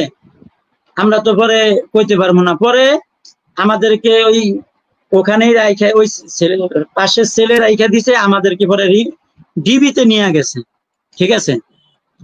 ডিবিতে নেওয়ার পরে আমরা আর কইতে পারবো না ওই ছেলে ওরে কি ছাড়লো না কি করলো, আমরা 3 জনেই পেরেশান, ঠিক আছে। পরে ঠিক আবার 2 মাস পরে আমাদেরকে ডেমরা থানাতে নিছে, রিমান্ডে আনছে ডেমরা থানায়। এই 3 নম্বর মামলা, আমাদের এই জেলের ভিতরে থাইকা থেকে আমাদেরকে মামলা বাড়াইতেছে, 3টা মামলা। তো এই ডেমরা থানায় যখন রিমান্ডে আনছে, আনার পরে সাথে সাথে মানে কিছুক্ষণ পরে এক পুলিশ আইসা আমাদেরকে জিজ্ঞাসা করে, ওই তোমাদের ভিতরে তোমরা 3 জন যাত্রাবাড়ি মামলা আছে? জি। পরে কয় তোমরা কি রিমান্ডে ছিলে যাত্রাবাড়িতে? হ্যাঁ। আমরা বললাম জি। পরে বলতেছে তোমাদের ভিতরে কামরুল কে? পরে হাত উঠাইছে।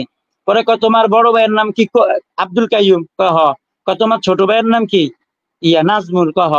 মানে ওই পুলিশ আমাদেরকে কি ঘটনা শুনাইতেছে যে তোমার বড় ভাই, মানে তোমার ছোট ভাইকে তো যাত্রাবাড়িতে আটকাইছিল, তাকে যাত্রাবাড়ি থেকে ডেমরা থানায় নিয়ে আসছে। নিয়ে আসার পরে বড় মানে এই ছোট ভাইকে ওই যে আব্দুল কাইয়ুম বড় ভাই গেছে কি করতো, ছুটাইয়া আনতো। ঠিক আছে। এই বড় ভাই যখন ছোট ভাইরে ছুটাইতে গেছে, বড় ভাইয়েরও আটকায় লাইছে পুলিশে। বুঝছো? পুলিশে আটকায়া মানে দোনো ভাইরে এখন কি জেলের ভিতরে আটকায় লাইছে। এবং আটকায়া তো মানে অনেক বড় খারাপ একটা সিদ্ধান্ত নিয়ে ওই পুলিশে আমাদেরকে বলছে যে অনেক খারাপ একটা সিদ্ধান্ত নিয়ে নিছে, তোমাদের দোনো ভাইকে মানে মামলা দিয়া লাগবে, জঙ্গি মামলা। এই পরে ওই ওর বড় ভাইয়ে অফার দিয়া 1.5 লক্ষ টাকা দিয়া তারা 2 ভাই যাত্রাবাড়ি থেকে মানে ওই থানা থেকে বের হয়ে গেছে 1.5 লক্ষ টাকা দিয়া। ঠিক আছে। তো এটাই আমার সবচেয়ে বড় আশ্চর্য লাগলো যে আমাদের বাংলাদেশের পুলিশ গার্ডিয়ান হিসাবে তারা বলছে যে তোমাদের গার্ডিয়ান থাকলে খবর দাও। গার্ডিয়ান হিসাবে ছোট ভাই আসছে, সে তো আর আসামি না, সে গার্ডিয়ান হিসাবে আসলো, তাকে আটকে লাইলো। আবার তাকে ছুটাইতে তার বড় ভাই আসলো, তাকে আটকে লাইলো। আটকায়া শেষে তারা 1.5 লক্ষ টাকা খায়া তাদেরকে ছাইড়া দিছেন। এই লগিয়া মানে আমাদের পুলিশদের অবস্থা ছিল ওই সময়। ঠিক আছে। খুবই খারাপ গিয়া। আর ওই যে তুমি যেই প্রশ্ন করছো যে যাদের কার কার সঙ্গে দেখা হয়েছে, আলহামদুলিল্লাহ মানে জেলখানায় এই ছিলাম কাশিমপুর ইয়াতে কেরানীগঞ্জে শেষ ছিলাম, একেবারে শেষ। যে কোরবানিদের আমরা তো ধরা খাইছি রমজানের প্রায় 1 মাস আগে, 1-1.5 মাস আগে। পরে রমজানের ঈদ করলাম ইয়াতে কেরানীগঞ্জ কারাগারে। আর ঈদের পরে ঠিক আমাদেরকে মানে কোরবানিদের 11 দিন আগে আমাদেরকে কাশিমপুর নিয়ে গেছে। একেবারে তখন আমরা অনেক আলেম ওলামা ছিলাম। এই কাশিমপুর নিয়ে যাওয়ার পরে আমাদেরকে একটা বিল্ডিং এ উঠাইছে। ওখানের পরে ওখানে মোটামুটি সবার সঙ্গে দেখা হয়েছে। হ্যাঁ, মুফতি আজহার সাহেব, মার্কাজুল হুদা, তারপরে মুফতি ইলিয়াস হামিদি, তারপরে আল্লামা মামুনুল হক সাহেব, তারপরে আতাউল্লাহ আমিন খেলাফত মজলিসের, জুনায়েদ আল হাবিবি সাহেব, তারপরে মুফতি হাবিবুল্লাহ মাহমুদ কাসেমি, মুফতি ইলিয়াস হামিদি, তারপরে মঞ্জুরুল ইসলাম আফেন্দি, মানে এরকম বড় বড় ওলামাই কেরাম মোটামুটি অনেক। আমরা প্রায় 70 জন ছিলাম, 70 জন। ঠিক আছে। আমাদেরকে যে কাশিমপুর যেই বিল্ডিং এ নিয়ে রাখছে, বিল্ডিং এর নাম হইল গিয়েছিল শৈবাল বিল্ডিং এর নাম। ওখানে বিল্ডিং এর নাম আছে ওই শৈবাল বিল্ডিং এর দোতলায়, পুরা দোতলার মধ্যে আমাদের হেফাজতের আসামিদেরকে রাখছে। ঠিক আছে। আমাদেরকে সবচেয়ে আরেকটা কষ্টের বিষয় লেগে আমাদেরকে এই জেলখানার ভিতরও আমাদেরকে কি রাখছে, জেলের মধ্যে রাখছে। আমাদেরকে এই যে সমস্ত আসামিদেরকে সকালে ছাইড়া দিল। ওই যে বললাম না 1 মাস ছিলাম, তারপরে যখন বড়রা ইয়া হয়েছে, ধরা খাইছে, তখন মানে একটা মানে বিভিন্ন মানে একটা উসিলা দিয়ে আমাদের সবাইরে আবদ্ধ করে লাইছে। তখন থেকে আমাদের মোবাইল করা সবকিছু। তুমি যদি মানে 10-15টা মার্ডার কইরা জেলখানায় ঢুকো, যেদিন ঢুকবা পরের দিন থেকে তুমি আজাদ, মানে তুমি পুরা জেলখানা ঢুকতে পারবা। আর বাকি ইসলামিক মাইন্ডের যারা আছে এদের জন্য আলাদা রুম, আলাদা বিল্ডিং এ আছে। ঠিক আছে। এদেরকে মানে রুম থেকে বের হইতে দেয় না, এই সেলের মধ্যে রাখে। এবং কোনো সুযোগ সুবিধা নাই। অন্যান্য যত আসামি আছে, কোনো আসামিদেরকে আমাদের সেলের বা রুমের আশেপাশে ভিড়তে দেয় নাই। ঠিক আছে। মানে আমাদেরকে সবার থেকে দূরে রাখতো আর কি। কোনো আসামি আইসা যাতে আমাদের সঙ্গে কোনো কথাবার্তা না বলতে পারে, এইভাবে আর কি আমাদেরকে রাখছে। আচ্ছা হাবিব ভাই, একটা প্রশ্ন, যে আপনি একটা কথা বললেন যে যদি কয়েকটা খুন করে তারপরও তাকে যে একটা সুবিধা দেওয়া হয়, কিন্তু আলেম হওয়ার কারণে আপনাদের উপরে কঠোরতা থাকতো বেশি এবং আপনাদেরকে অন্যদের সাথে মিশতে দেওয়া হতো না। তো আপনাদের উপর তাদের নির্যাতনের মাত্রাটা কেমন ছিল, বা আপনাদের উপর কোনো নির্যাতন করতো কিনা, নাকি শুধু আটকে রাখতো না না, আপনাদেরকে? মানে আমাদেরকে শারীরিক নির্যাতন করে নাই, ঠিক আছে, শারীরিক নির্যাতন করে নাই, বাকি আমাদেরকে মানসিক ভাবে অনেক নির্যাতন করছে, মানসিক ভাবে অনেক প্রেশারের মধ্যে। কারণ তুমি দেখো, একটা রুমের মধ্যে আবদ্ধ, মানে আমরা একটা সেলের মধ্যে, একটা বিল্ডিং বা এতটুকু বারান্দার মধ্যে আমরা আবদ্ধ ছিলাম, ঠিক আছে। ওই যে বললাম যে তুমি যদি মার্ডার করে আসামি যাও, বা ধর্ষণ কইরাও যায় কোনো আসামি, বা কোনো মানুষ যদি ধর্ষণ কইরাও যায়, মানে অনেক বড়, যত বড় আসামি হোক, তার জন্য পরের দিন কি করা যায়, মানে ওই যে প্রত্যেক সপ্তাহে প্রত্যেক বিল্ডিং এর সামনে সামনে যায় আর কি, যাওয়ার পরে প্রত্যেক আসামি কি করতে পারে, 10 মিনিট করে তাদের ফ্যামিলির সঙ্গে যোগাযোগ করতে পারে, হালপুচি জানাইতে পারে। কিন্তু আমাদের এই সুযোগটা ছিল না। তো এখন আমরা আমাদেরকে হালত জানলে না, আমাদের গার্ডিয়ানরা আমাদের জন্য চেষ্টা করবে যে কিভাবে জামিন করা যায়, কোন জেলখানায় আছে বা কি আসে বিষয়, ঠিক আছে। আমাদেরকে কোনো সুযোগ সুবিধা দেয় নাই, এবং আমাদের আত্মীয় স্বজন কাউকে দেখা করার সুযোগ হয় নাই, ঠিক আছে, জেলখানা থাকতে এইভাবে আমাদেরকে রাখছে, মানে আচ্ছা আরিফ ভাই, মানসিক ভাবে এইভাবে। জি জি জি জি জি। আসলে আরেকটা কথা, আমাদের এদিকে একটা প্রবাদ আছে যে কারাগারের একটা ইটও নাকি গোশ ছাড়া চলে না। আসলে আপনি তো ভিতরে ছিলেন এবং সেখানকার অবস্থা জানেন, বিষয়টা আপনি কেমন হুম, দেখলেন, কেমন গোশ চলে হ্যাঁ বা? মানে, হ্যাঁ হ্যাঁ, অবশ্যই অবশ্যই, এগুলা মানে ওখানে কারাগারের মধ্যে যারা আছে, এই আসামিদের মধ্যেই আসামিরা, মানে সব আসামিরা ওই যে যারা কারারক্ষী আছে, যারা ছাড়া থাকে, দেখা যায় তোমার যদি টাকা পয়সা বেশি থাকে, টাকা পয়সা বেশি থাকলে মানে তুমি জেলখানাত যাইয়া আরামসে থাকতে পারবা, রেস্ট হাউস, ঠিক আছে। মানে আমি এখন একটা কথা বলি, মানে আমার এই কথাটা দুঃখে আসে, কারণ আমাদেরকে যে এই নির্যাতনটা যেই সরকার করছে, আওয়ামী লীগ সরকার আমাদের আলেম ওলামাদের উপরে এই নির্যাতনটা করছে, এবং এই যে আলেম ওলামাদেরকে নির্যাতন করছে, বাকি আমরা তো ভিতরে দেখছি, যার বাহিরে টাকা পয়সা আছে সে জেলখানা যায় রেস্ট হাউসের মতো থাকে, ঠিক আছে। এই যে এমপি মন্ত্রী, আমার মনে হয় না যে যারা এই যে এমপি মন্ত্রী যারা জেলখানায়, মানে যে কয়েকজনকে ধরছে আওয়ামী লীগের এমপি মন্ত্রী, আমার মানে এদেরকে ধরা উচিত হয়, এদেরকে সরাসরি জনগণের সামনে ক্রস ফায়ার করে মারা দরকার ছিল, কারণ এরা অনেক অত্যাচার করছে, ঠিক আছে, অনেক অত্যাচার করছে। এখন ওই যে জনগণের টাকা মানে ব্যাংকে জমায়া রাখছে, এখন জেলখানা বৈশা বৈশা এরা ঠিকই এগুলো আরামে বৈশা বৈশা খাবে, কারণ জেলখানার মধ্যে তুমি যদি টাকা দাও, জেল আর রে আসামি, আমরা যেই জেলখানায় ছিলাম কাশিমপুরে, কাশিমপুর জেলার ছিল মানে হিন্দু, সে হিন্দু ছিল এবং ইসকনের সদস্য ছিল, আমরা যেটা জানছি আর কি, ঠিক আছে। সে কিভাবে মুসলমানদেরকে সুবিধা দিবে বুঝছো নাই। আসামিরা, বড় ভিআইপি আসামিরা জেলারকে মাসে মাসে টাকা দেয়, টাকা দিয়া তারা সমস্ত সুযোগ সুবিধা কি ওখানে ভোগ করে, একেবারে মানে সবকিছু তারা আলাদা বা আলাদা রুম নেয়, রুমের মধ্যে যত ধরনের সুযোগ সুবিধা আছে, ওখানে কোনো আসামিরা জেলখানার মধ্যে চকি ব্যবহার করতে পারে না। কিন্তু এই যে ভিআইপি যারা আসামি, এরা ওই যে জেলার টাকা দেয়, ওইভাবে ওরা কি করে, টাকা দিয়ে একেবারে সব কিছু মানে ফ্যামিলির মতো সব ব্যবহার করে, ঠিক আছে। বাকি ওদের শুধু এতটুকু, মানে বাহিরে আসতে পারে না, এই জেলখানার ভিতরেই তারা কি করে, রেস্ট হাউসের মধ্যে আরামসে যাদের টাকা পয়সা আছে, ঠিক আছে, এরা ইয়া করে, এইভাবেই মানে জীবন কাটায়। বাকি আলেমদেরকে মানে এই যে আমরা যেটা দেখছি, আসামিরা মানে কোনো একটা সুযোগ সুবিধা দিব, বা তুমি যদি কিছু আনাইতে চাও কারোরে দিয়ে, আমাদেরকে তো এমনি আটকে রাখছে, তারপরেও আমরা যদি কোনো আসামি বা কাউকে দিয়ে কিছু আনাইতে চাইতাম, মানে ওখানের যেই ক্যান্টিন ছিল, এই ক্যান্টিন থেকে কিছু আনাইতে চাইলে ওদেরকে কিছু টাকা দিতে হইতো, ঠিক আছে।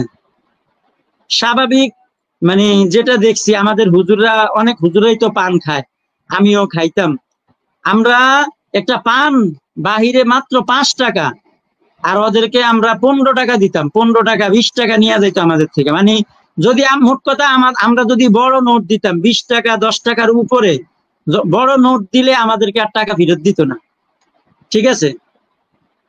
এরকম ছিল আর কি। আচ্ছা আচ্ছা, হাবিব ভাই চমৎকার কথা বলছেন। আসলে তার মানে এমন হতো যে আপনি ছোট থেকে ছোট কোনো কাজ করবেন, সেই কাজের জন্য আপনাকে বিভিন্ন ঘুষ দেওয়া লাগতো, বা তাদেরকে কিছু হুম না হুম। কিছু দেওয়া লাগতো, বিষয়টা এমন। হ্যাঁ, এই যে কি জানি কয় জেলখানা যে খাবার ছিল, ঠিক আছে, এই খাবার আসলে খাবার মতো না। জি জি মানে বাংলা কথা যেটা, আমাদের গ্রাম দেশে আমরা যারা গরু মানে যারা যারা যারা গরু পালে, গরুরে মানুষ অনেক যত্ন কইরা, অনেক যত্ন সহকারে গরুরে খাবার খাওয়ায়। আমাদের মানে জেলখানার মধ্যে যে সমস্ত খাবার দেয় এগুলা কিন্তু মানে গরুর খাবার চেয়েও নিকৃষ্ট। কারণ যেই সবজিটা বাজার থেকে তারা যেইভাবে কিনা আনে, ঠিক এইভাবে আইনা, মানে কোন রকম পানি দিয়া কসলাইয়া কিছু ফালায় না, বাস মানে কাইটা মানে সিদ্ধ করে আলায়, হলুদ পানি লবণ টবণ দিয়া সিদ্ধ করে বাস দিয়া দেয়। এই খাবার কে খায়? কে খাইতে পারে বলো? তারপরও জি দেখা জি যায় মানে জানতো মানে জীবন্ত দেখা যায় মানে খিদার যন্ত্রণার কতক্ষণে মানুষ ইয়া করে, খিদার যন্ত্রণার দেখা যায় মানুষ খায় সবাই। এরকম বহুত এরকম বহুত আসামি আছে, নিরপরাধ বহুত আসামি আছে বছরকে বছর পইড়া রইছে, যাদের কোনো খোঁজ খবর নাই। এবং জেলখানার মধ্যে আমি আরেকটা বিষয় দেখলাম যে আমাদের মানে জেলখানায় যদি ধরো যে যত আসামি আছে, এই আসামিদেরকে যদি তুমি 4 ভাগ করো, 4 ভাগের 2 ভাগ আসামি সম্পূর্ণ নির্দোষ। আমাদের পুলিশ ভাইদের হয়রানির শিকার, ঠিক আছে, পুলিশেরা জি হয়রানির শিকার, পুলিশের হয়রানির শিকার হয়ে আর নিরপরাধ কিছু কিছু মানুষ জীবন মানে বছরকে বছর তারা কি করে, জেল খাটে। এবং ওই যে একটা কথা আছে যে জেলখানায় চোর হইয়া ঢুকে ডাকাইত হইয়া বের হয়, এই কথাটা আসলে বাস্তব। কিছু কিছু মানুষ দেখা যায় 1-1.5 মাস থাকে, একটু বাহিরে আয়া দেখা যায় সে ভালো হয়ে যায়, বা নিয়ত করে আসে যে বাহিরে আইসা কোনো ভালো খারাপ কাজ করব না, ঠিক আছে, কিন্তু সে যদি জি নিয়ত করে, ওই যে একবার সে ধরা খাইছে, ধরা খাওয়ার পরে তার নাম লিস্টি হয়েছে এই অপরাধে, তখন ওই পুলিশ কি করে, আবার যদি কোনো রেড পড়ে বা তাদের উপরের স্যারেদের ওয়ার্ডার থাকে যে আজকে এতজন আসামি লাগবে, তো তারা যদি কোনো বাহিরের থেকে কোনো আসামি না পায়, নিরপরাধ দেখা যায় অনেক বিভিন্ন মাধ্যমে ফাঁসাইয়া নিরপরাধ মানুষকে ফাঁসাইয়া দেয়। তো ওই যে যারা লিস্টিতে আছে, আগে ধরা খাইছে বেচারা, হয়তো বা ধরা খাইয়া বের হইয়া জামিনে আইয়া ঘুরতেছে বা সে কর্ম করতেছে, সে তো অবাক করছে আর খারাপ কাজ করব না, কিন্তু ওই যে লিস্টি আছে এই লিস্টি অনুযায়ী যায় আবার তারা দ্বিতীয়বার ধরে নিয়ে আসে, ঠিক আছে। এবার জি জি এইভাবে মানে দেখা যায় কিছু মানুষ কি করে সারা বছর, বছরকে বছর মানে জেলের মধ্যে পইড়া থাকে আর কি। আচ্ছা, আপনি তো প্রায় 3.5 মাস সময় হলো যে আপনার ফ্যামিলির সাথে খোঁজ ছিল না, যখন আপনি ওই ঘরটায় আবদ্ধ ছিলেন, এবং প্রায় সময় আপনাদেরকে ফ্যামিলির সাথে যোগাযোগ করতে দিত না। তো কিভাবে সর্বশেষ আপনি ফ্যামিলির সাথে যোগাযোগ করলেন, বা আইনি প্রক্রিয়া আবার কিভাবে কারাগার থেকে বের হতে পারলেন? মানে আমরা তো সরাসরি কোনো আমরা ফ্যামিলির সঙ্গে সরাসরি ভাবে যোগাযোগ করতে পারি নাই, ঠিক আছে। জি ওই দেখা যায় এক জেল থেকে আরেক জেলে যাওয়ার পরে দেখা যায় বিভিন্ন মাধ্যমে নাম্বার লেখা দিতাম, বা কিছু কারারক্ষী ভাই দেখা যায় আছে থাকতো, মানে দেখা যায় অনেক সময় একটু শুধু এতটুকু হেল্প করতো অনেক সময়, ঠিক আছে। ওই মানে এতটুকু খবর পৌঁছায় দিত যে আপনার ভাই অমক সে এখন কেরানীগঞ্জে বা কাশিমপুরে আছে, এতটুকুই খোঁজ খবর, এছাড়া আর কোনো খোঁজ খবর আমাদের ফ্যামিলির সঙ্গে পাইতাম না। বাকি জি ভিতরে মানে আমরা তো ভিতরে ছিলাম, আমরা যতজন যারাই ছিলাম প্রত্যেকটা ফ্যামিলি এই একটা মানুষের জন্য দেখা যায় অনেক, পুরা ফ্যামিলি তারা মানে অনেক পেরেশানিতে ভুগছে, অনেক জি হয়রানির মধ্যে ভুগছে, ঠিক আছে। আমার ভাই তো মানে কি পরিমাণ যে দৌড়াদৌড়ি করছে আমার ভাই, মানে এই একটা বছর মানে যেটা বলার মতো না, জি এক মানে যে যেখানে বলতো সেখানেই যাইতো। এবং আমাদের এমন একটা অবস্থা হয়েছে হেফাজতের ওই 21 সালে, মানে যারা হেফাজতের মামলা উকিল, যারা উকিল ছিল মানে তাদের কাছে যায় যদি মানে বলতো যে হ্যাঁ হেফাজতের মামলা, মানে তাদের ডিমান্ড বাইরে যেত, তাদের কি টাকার ডিমান্ড বাইরে যাবে। হেফাজতের মামলা শুনলেই উকিলদের ডিমান্ড বাইরে যেত, ঠিক আছে। এবং অনেক উকিল বলতো যে না, আমাদের পক্ষে সম্ভব না। যারা যারা বলতো যে সম্ভব, তারা কি করতো, ডিমান্ড বেশি, মানে টাকা নিত বেশি। এরকম প্রচুর টাকা মানে আমাদের মানে হয়রানি দিয়া দিয়া, মানে তারিখ দিয়া দিয়া দিয়া দিয়া কি করতাম, মানে টাকা নিছে। আমরা তো জেলের ভিতরেই বিভিন্ন টাকা মানে ইয়া দিয়া দিয়া অনেক টাকা আমাদের থেকে হাতায় নিছে আর কি, গার্ডিয়ান থেকে। এখন গার্ডিয়ান কি করব, অপারগ হইয়া দিত, ঋণ কইরা হোক, যেইভাবে হোক। আমার প্রায় বের হওয়ার পরে শুনলাম ছোট ভাই থেকে প্রায় 3 লাখ টাকার মতো মানে আমার পিছনে খরচ করছে। 3 লাখ। আজও পর্যন্ত ওই ঋণের মধ্যে এখন আমরা আছি। হ্যাঁ, আর এত টাকা যেদিন বের হয়েছিলেন বা শেষের 1 সপ্তাহ বা শেষের 5 দিনের মুহূর্তটা কেমন ছিল, বা কিভাবে কোন থানা থেকে আপনাকে বের করা হয়েছে? মানে বের হয়েছি রমজান মাসে, আমিও বের হয়েছি রমজান মাসে মনে হয়। হ্যাঁ, রমজানের শেষ দিক দিয়ে বের হয়েছি, রমজানের শেষ দিক দিয়ে বের হয়েছি। মানে বাকি জামিন হয়েছে এতটুক মানে খবর, ওই যে বললাম না, জামিন হইলে জেল গেটে যায়, মানে কোর্টের থেকে একটা কাগজ পাঠায় দেয়। প্রথমে পাঠায় কেরানীগঞ্জে, কেরানীগঞ্জে দেয় খোঁজ করে যে আসামি আছে কিনা। যদি কেরানীগঞ্জে না থাকে তাহলে আবার পরের দিন কেরানীগঞ্জ থেকে কাশিমপুর পাঠায়। এইভাবে নামগুলা আসে বিভিন্ন ওই যে পুলিশদের মাধ্যমে। আসার পরে যখন নাম লিস্টি হয়, মানে নাম ইয়া করে, জামিন হয়েছে আমার প্রায় 1 সপ্তাহ 10 দিন আগে। আমি জামিন হওয়ার 10 দিন পরে বের হয়েছি। এই 10 দিনের মধ্যে আমি একজন সাধারণ মানুষ, আমি কোনো রাজনীতি করতাম না, কোনো দলের সঙ্গে সক্রিয়ভাবে জড়িত ছিলাম না। হাতটা আমাকে যখন ধরছে, মানে তারা মিথ্যা কথা বইলা বা বানোয়াট বইলা তারা রিপোর্টটা বানাইছে আমাকে। হাতের মধ্যে আমি স্পষ্ট, আমার মানে হাতে আমি হাঁটতেছি রাস্তার মধ্যে, রাস্তার থেকে আমাকে ধইরা উঠে নিয়ে গেছে, ঠিক আছে। যাই হোক, তারপরও মানে আমাদের হেফাজতের কোনো আলেম বা কোনো কর্মী বা কোনো আসামি যদি জেল থেকে বের হইতো, তাইলে যে মানে 7টা আমাদের বাংলাদেশে 7টা গোয়েন্দা সংস্থা আছে। এই 7টা গোয়েন্দা সংস্থা আলাদা আলাদা যদি মানে সবার কাছে আমার রিপোর্টটা পেশ করত, ওনারা যদি ক্লিয়ারেন্স দিত, এইভাবে 7টা সংস্থা যখন ক্লিয়ারেন্স শেষ করছে, তারপরে আমাকে বের করতো বা আমাদের হেফাজতের কর্মীদেরকে বের করছে। বাকি জামিনের পরে যেদিন বের করবে, একটা ভয় কাজ করতো। ভয়টা হইলো গিয়া যে এরকম শুনছি যারা ইসলামিক মাইন্ডের, এদেরকে জামিন হওয়ার পরে জেল গেটের থেকে বের হওয়ার পরে আবার দেখা যায় কয়েকটা গোয়েন্দা সংস্থার গাড়ি অপেক্ষায় থাকে, এদেরকে আবার এই গাড়ির থেকে ওই যে গুম করে নিয়ে যায়, ঠিক আছে। এই জেল গেটের থেকে মানে এই একটা ভয় ছিল আমাদের, মানে যারাই জামিন হইতো বের হওয়ার সময় একটা ভয় ছিল, বা মনে মনে ভয় করতাম বা দোয়া করতাম এরকম কিছু যাতে না হয়। কারণ এরকম আমাদের অনেকের সঙ্গে এরকম হয়েছে, জামিন হয়েছে 1 বছর পরে জামিন হয়েছে, জামিনের পরে বেচারায়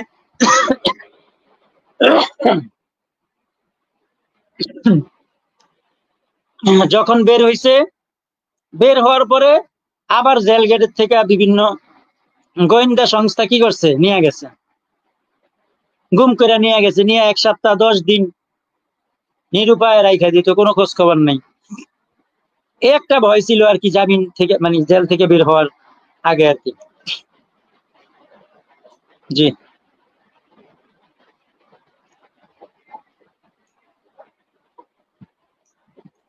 জি। তারপর আপনাকে ছাড়া হইলো।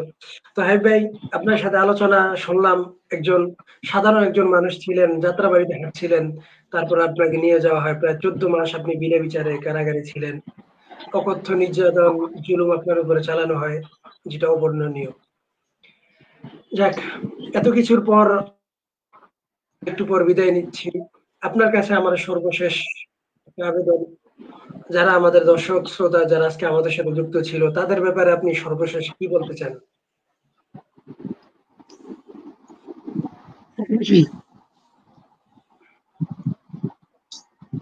সর্বশেষ দোয়া চাই সবার কাছে। এবং আরেকটা কথা হইল গিয়া, এই যে সাধারণ ছিলাম, কোনো অপরাধ না কইরা জেলখানায় জেল খাটছি করছি, এত টাকা পয়সা খরচ করলাম, তারপরও এখন আরেকটা পেরেশানি, মানে আমাদের মামলাগুলো এখনো খারিজ হইতেছে না। ঠিক আছে, আমাদের মামলাগুলো এখনো শেষ হইতেছে না। আমি পাসপোর্ট বানাইতে দিছি, পাসপোর্টও আমার মামলার কারণে পাইতেছি না। আমাকে পাসপোর্টের ভেরিফিকেশনের জন্য 25,000 টাকা আমার কাছে চাইছি।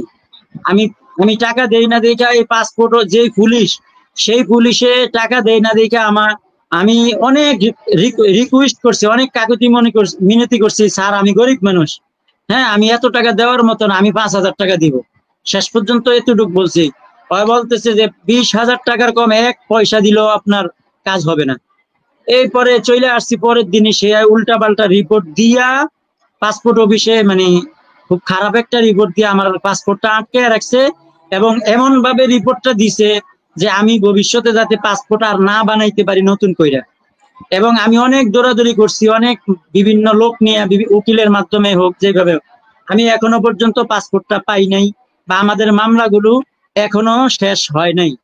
বাকি আমার এতটুকুই আবদার, আমাদের দর্শক ভাই যারা দেখতেছেন সকলের কাছে খাসভাবে দোয়া চাই যে আমাদের মানে নিরীহ যারা আলেম ওলামা আছি, মাদ্রাসার ছাত্র ভাইরা আছি, হ্যাঁ এই কিছু মানে এই কয়েকদিন আগেও আমাদের চাঁদপুরের একটা ছেলে, সেও মামলা খাইছে, মানে সে বিদেশ যাবে, ভিসা চলে আসছে, সবকিছু ওকে, কিন্তু পুলিশ ক্লিয়ারেন্স নিতে গেছে, পুলিশটা বলতেছে আপনার নামে মামলা আছে, আপনি বিদেশ যাইতে পারবেন না।